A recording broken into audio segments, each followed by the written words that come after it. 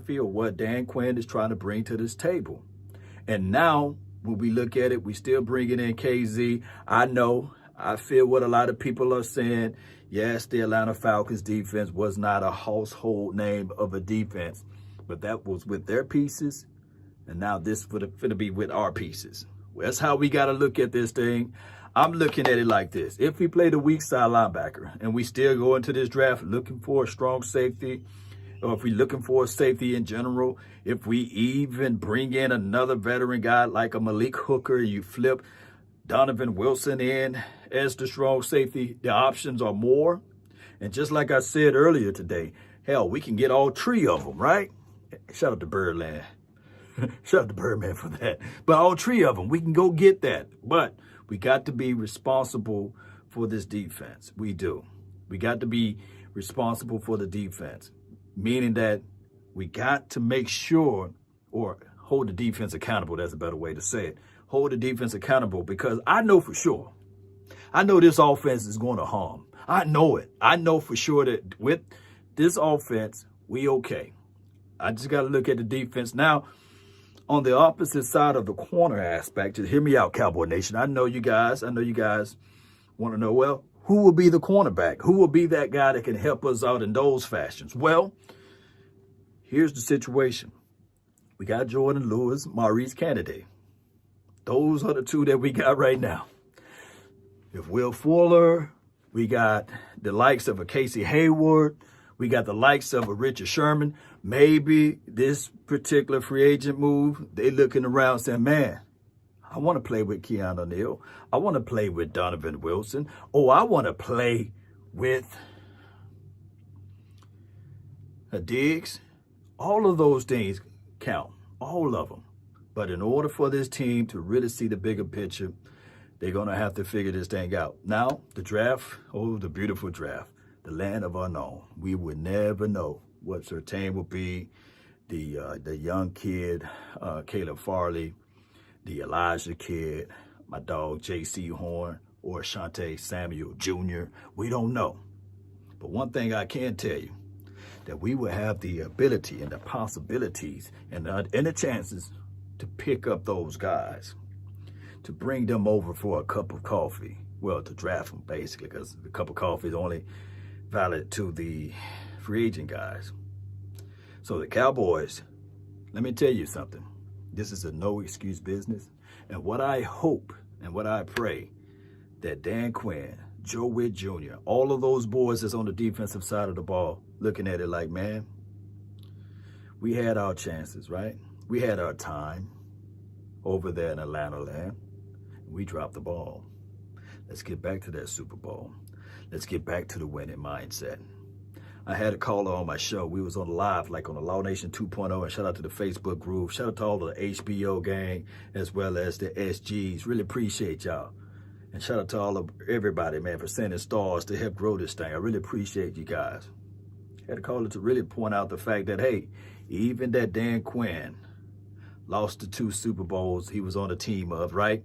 One with the Seattle Seahawks, but the second one, he had nothing to do with that one, right?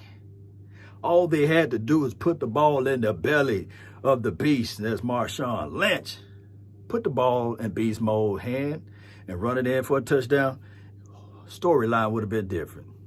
Case in point, when they was up 28-3 against the Patriots, all they had to do was to get 1 first down, or all they had to do was to run the ball 2 to 3 times in that particular second half, and they win that Super Bowl.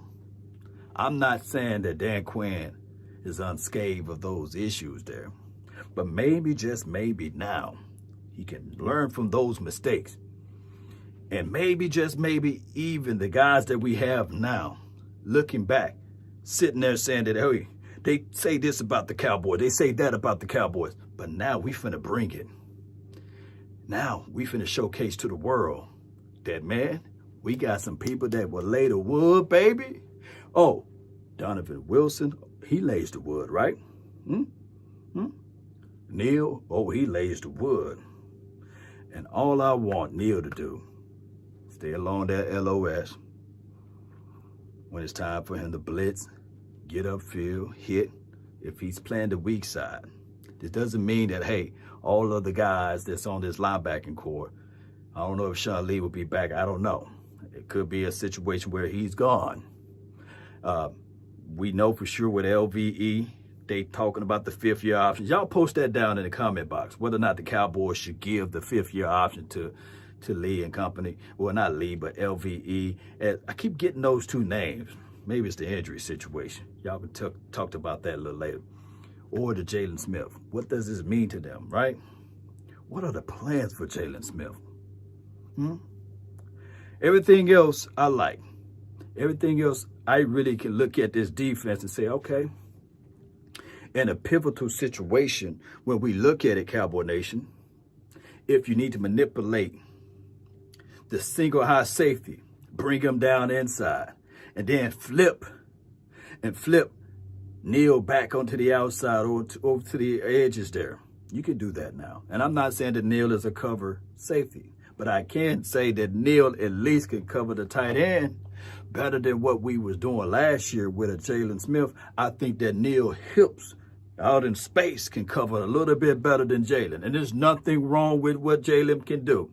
I'm not going to put this guy under the bus or in front of it. But now it just gives us more and more flexibility. That's all I'm saying. So that's why I like to sign it. You can put them up a little bit closer to the line. You can blitz a little bit more if they do decide to do that. And look at the other picks that we got to complement that. Now, I'm just waiting for that one tech. I'm waiting for that big dog outside of Antoine Woods. They need to really look into that. Shout out to my dog, Justin Hamilton.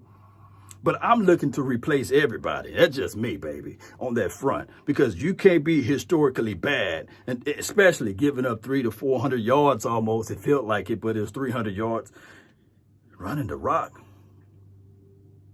You can't do that. So my thing is, maybe the Cowboys organization is looking at it in these fashions. They bring in Basham. They bring in Carlos. They brought in the Urban kid, the Brent Urban, the 6'7", 310 guy that can scrape the sky. They brought in all of these guys, right? Maybe they go young with the one tech. Maybe that's the situation. Maybe they go with J. Tuafile, the Tonga kid from BYU, or maybe the Tyler Shelvin, those big boys like that. Maybe they do that. And we'll be okay with this front from there, right? Because we're just looking for a guy to get a few plays in, right? Lean in on the opposing team. Allow Neal to run free. Allow this guy, Donovan Wilson, to run free. Or allow your linebackers, Jalen Smith and LVE, to run free. Keep those pad levels clean. Then we will be mean, Cowboy Nation. It's up to the Cowboys now. They have their responsibility. And of course, hold these guys accountable. Everyone have a reason, but results are what matter. Shout out to Cowboys getting Neal. A 1-year deal for $5 million.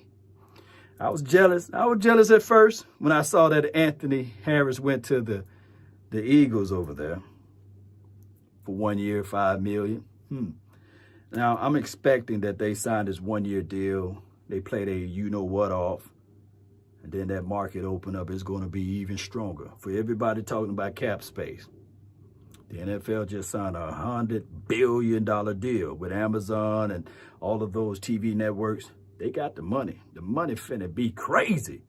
The contracts that you say today, or you see signed today, man, it's going to be like nothing tomorrow. And I'm talking about in reference to when they really get that revenue pouring in. I want to know your thoughts, Cowboy Nation. The movement should not stop here. Post me your thoughts down below, how you feel. Put your honest thoughts on Neal down below and how you guys feel about Malik Hooker and the KZ kid. Shout out to those who say, hey, he got flexibility that he can play at cornerback too. So that's another option to look at. In all of this process, I left out Reggie Robinson. Maybe the Cowboys are going to do something with him. Let me know on all of those guys that I just mentioned. Post me your thoughts, post me your concern. Let's go, Cowboy Nation. Let's go. Let's go. We got Neal, baby. Oh, one thing I do know for sure, he won't be wearing 22. I want to know which number he will wear. 24 is available, right? We'll find out, Cowboy Nation. Salute. That's been my time. I really thank you guys for yours. And remember, you're listening to